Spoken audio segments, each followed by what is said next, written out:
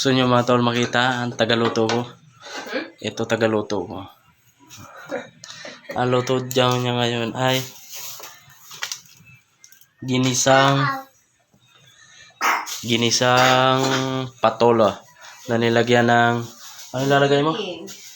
Giniling. Oh, dahil may nabiling giniling, hindi na ilalagay yung sardinas. Kaya ang ilalagay na lang giniling kasi meron din naman siya nabiling giniling. Ito mga tol, oh. Patola, kamatis, ano to, garlic tsaka onion. Yan lang.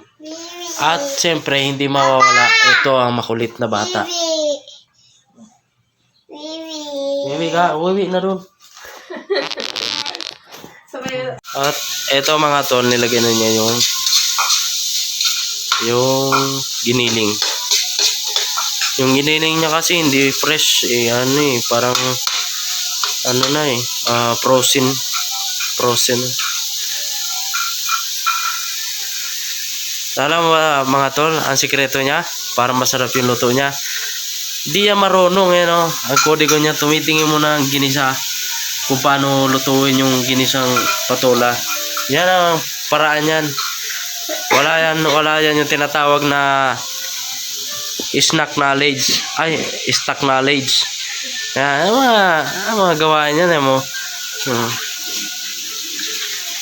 Yan ang ano niyan.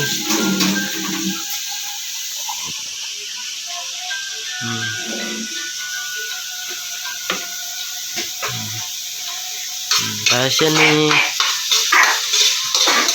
may mekos-mekos yung giniling. Tapos pag pumula na ng konti, yan, ilalagay na niya yung kamatis. Yan mo.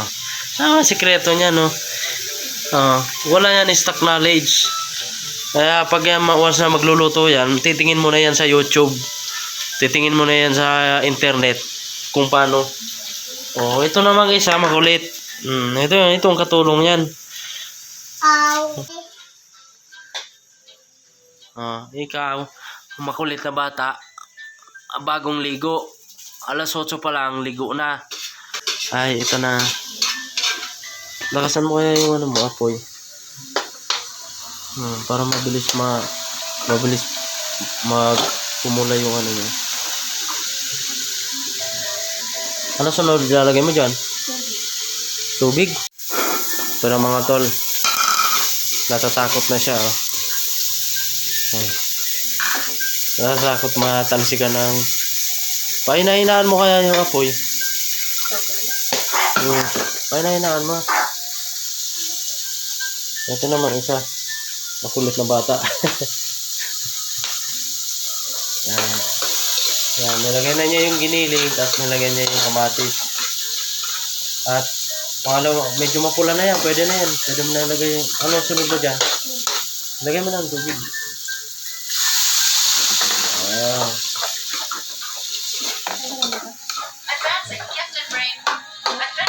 Ilagay natin kasi ilagay natin mismo. Bahala ko. Ito naman yung isa. Ito naman, kung ano pinagagawa nito YouTube po niya kung ano pinagagawa Ayun ang gawain ng isa. Kung ano-anong pinagagawa. Huwag yung dede.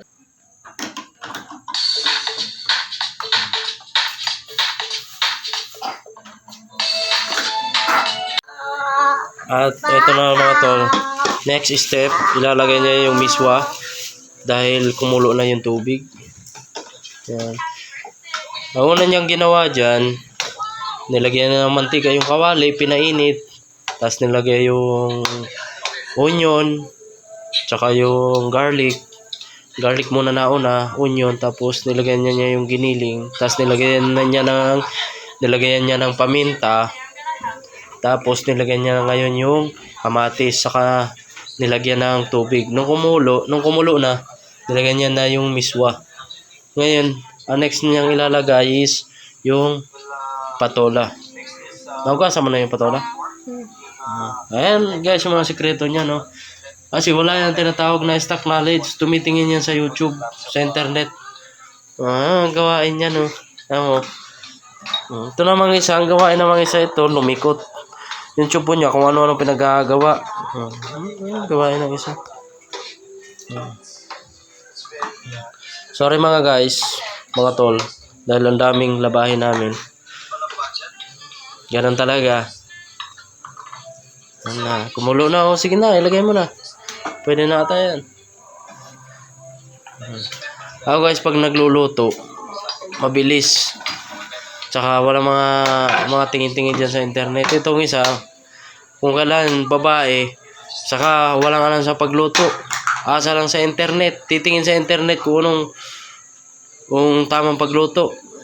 Kaya advice ko sa mga tropa dyan, na huwag kayo mag-aasawa ng babae hindi marunong magluto. Nako, mahihirapan kayo. Sabi ko sa inyo. Kasi yan sa mga disadvantage sa mga babae, yung mga hindi marunong magluto. Kaya tol, nahihirapan yung mga asawa nilang lalaki. Kaya mga tol, nako, ngayon pa lang sinasabi ko na sa inyo, na mag-asawa kayo talaga, yung proven na marunong talaga magluto. Ang ginagawa ng bata, kung ano pinagagawa. Ha? Anong gagawa mo? Nagkapaa ka na naman. Kunin mo yung shoes mo. Dali na. Mag-shoes ka. Dali. Yan, malapit na maluto. Ano yan? Luto na? Takpan mo na.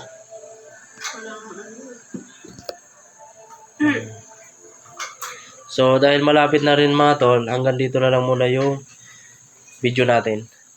Thanks.